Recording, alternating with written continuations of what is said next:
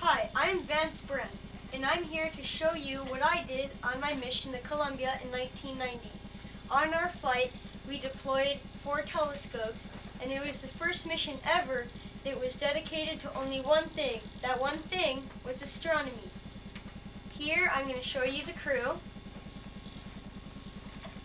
Here are just some researchers that came on board. This is the pilot. This is me, the commander. And this is the mission specialist. And now I'll show you just a little clip of what we did on our mission. Welcome to Earth's orbit. You may now click on any of the mission highlights at the bottom of the screen. I'm going to show you a little clip of astronomy telescopes. The shuttle's 35th mission was the first voyage dedicated to a single scientific discipline, astronomy. Located in the shuttle's payload bay were 4 telescopes that would help study ultraviolet light and X-rays emitted from distant stars and galaxies. By studying these emissions, researchers were able to gather much clearer data than was possible from telescopes situated on Earth. It is hoped that the information obtained will give scientists a better understanding of intense magnetic fields and other high-energy events, those critical to a more profound understanding of the universe. Well, looks like that's the end of my time here. Well, hold on 1 second. Here's a letter from the president. Here.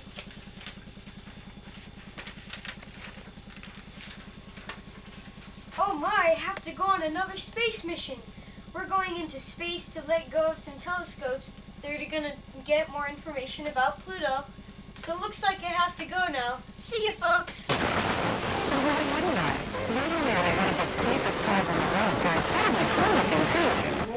Remember me? I'm Vance Brent, and I just came back from my mission into space to let out some telescopes to get more information about Pluto. I have a few minutes on my hands, so maybe I can show you some more about my mission.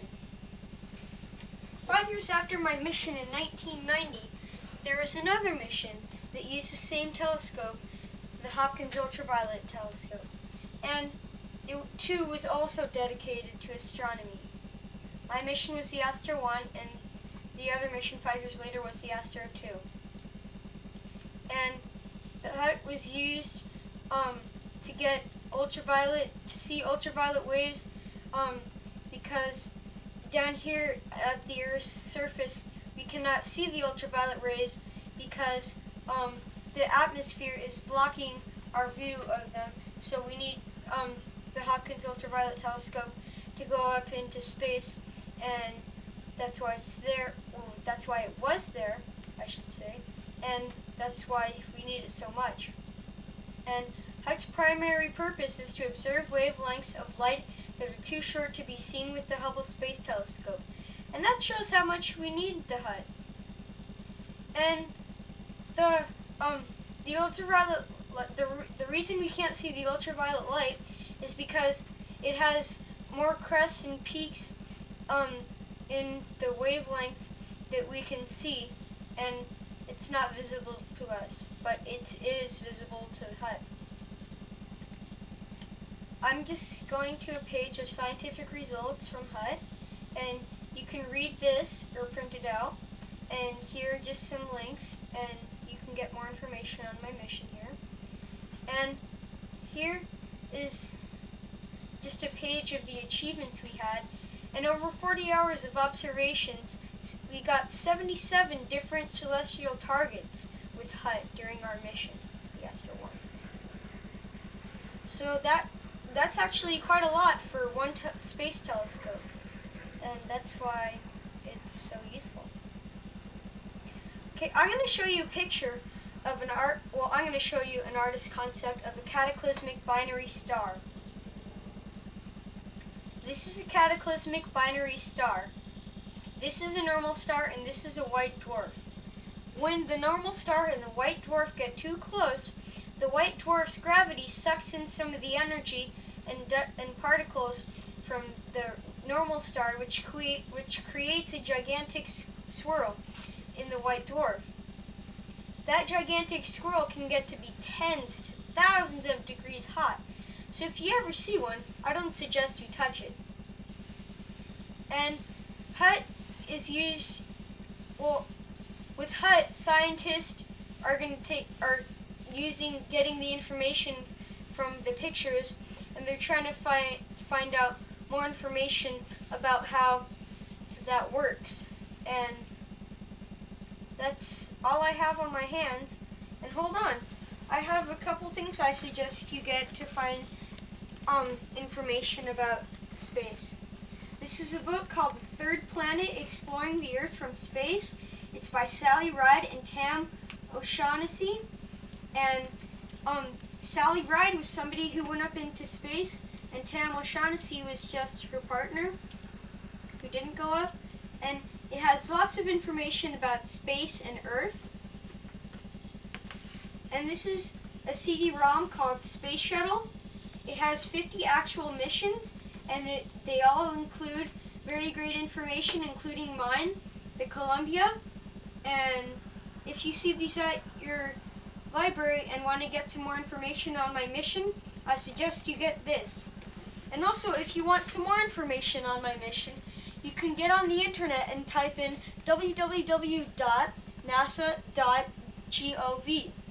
And then from there, you can search for Astro 1. And if you want to learn about the Astro 2 mission, all you have to do is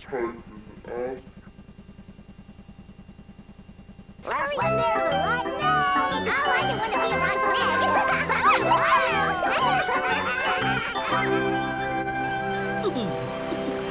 There it is, Mother Earth, straight ahead. The Earth looks so beautiful from up here. It sure does. I liked visiting Mummies' home, but I think I like our own world even better. Well, the Earth is a very special place. It's a home for all kinds of people and all kinds of plants and animals. And we all share the air, the land, and the water. I guess that's why it's so important for us to take good care of it. Right!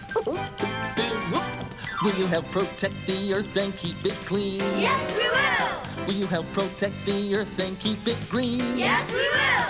Then the time has come to start. Let's begin to do our part. And we'll all protect the Earth and keep it green. Yes, we will. Oh, that's the spirit. There are lots of different things that we can do. Yes, there are. There are lots of different things that we can do. Yes, there are.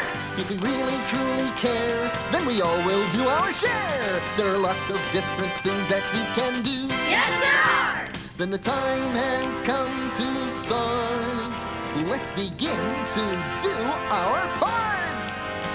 And we'll all protect the Earth and keep it green. Yes, we will. Prepare for landing.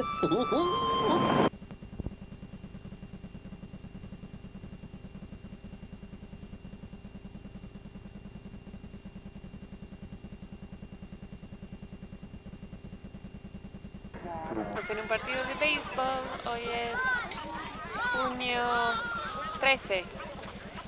Mañana es el cumpleaños de mi mami. Nicolás recién empieza el partido. Y Nicolás es el primero to bat, a pegarle a la pelota. Es un lindo día.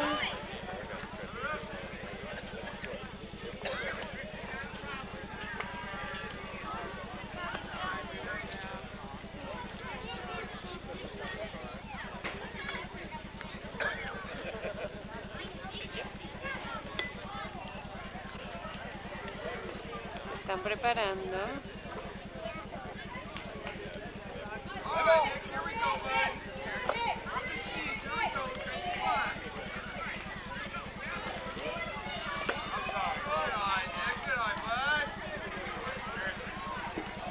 He's like, look at them. I can see it from here. No. He's like, Bruce.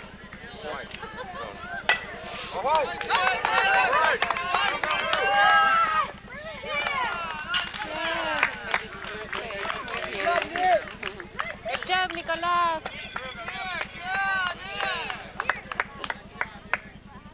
Ball on the ground. Ball on the ground. Go, Nicolas, at their pace. Go, Nicolas.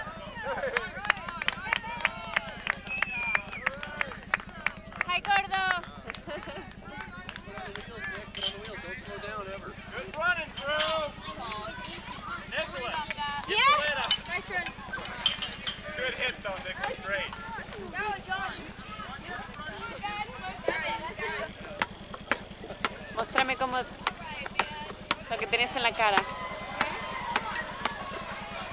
The face painting. A ver. Qué lindo.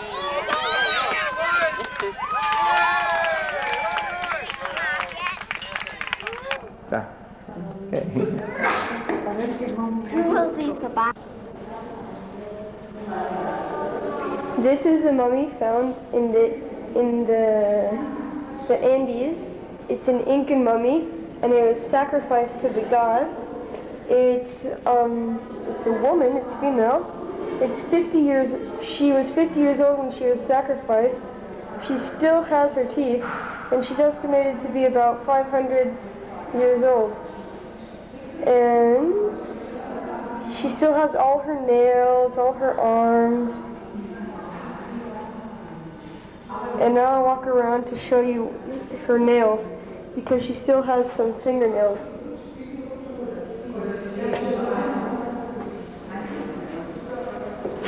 If you can see here, I just did a close-up on the fingers. There's nails, they're different colors than the fingers. And that's how well that the cold temperature preserved them. They still have all their toes, but the back of the mummy is deteriorating.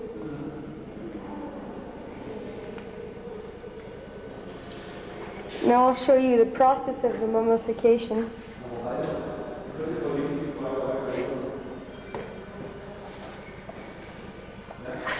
Here is a picture or a diagram showing how they mummified the girl. First of all, they choked her to death, and then they put her inside a sack, and they put her inside another sack, then they tied a sash around her so she couldn't get out, and she was probably already dead unless they choked her while she was in there. Then they tied her up in a bag, and they carried her up 5,000 meters into the Himalayan mountains. The Andes Mountains. The Andes Mountains, and then they left her there. And the Incans knew that the cold would preserve them. Here's some pictures on surgeons working on the mummy, taking apart all the cloth. There's the skull. There's another picture. That kind of looks like an egg, that one. Here are some other mummies that they found.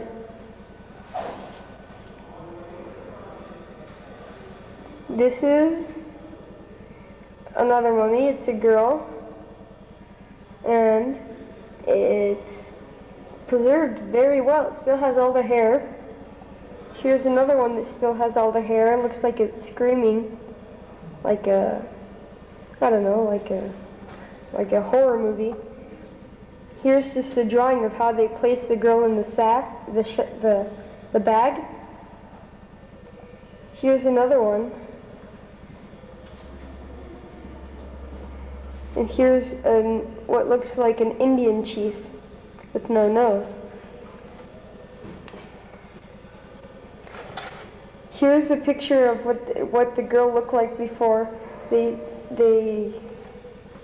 took after they took the sash off of her.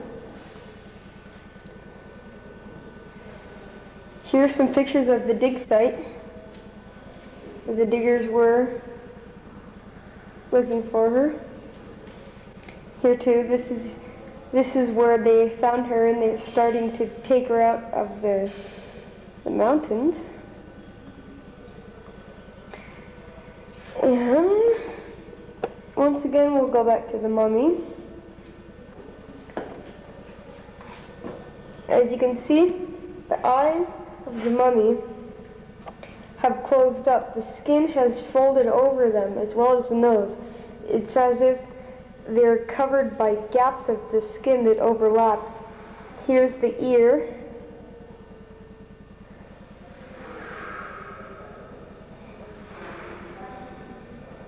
There's the leg. There's a kneecap.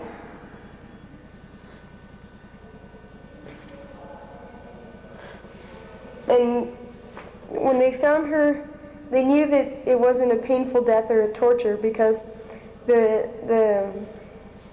her face looked as if she was willing to be killed or to be a sacrifice to one of the Incan gods.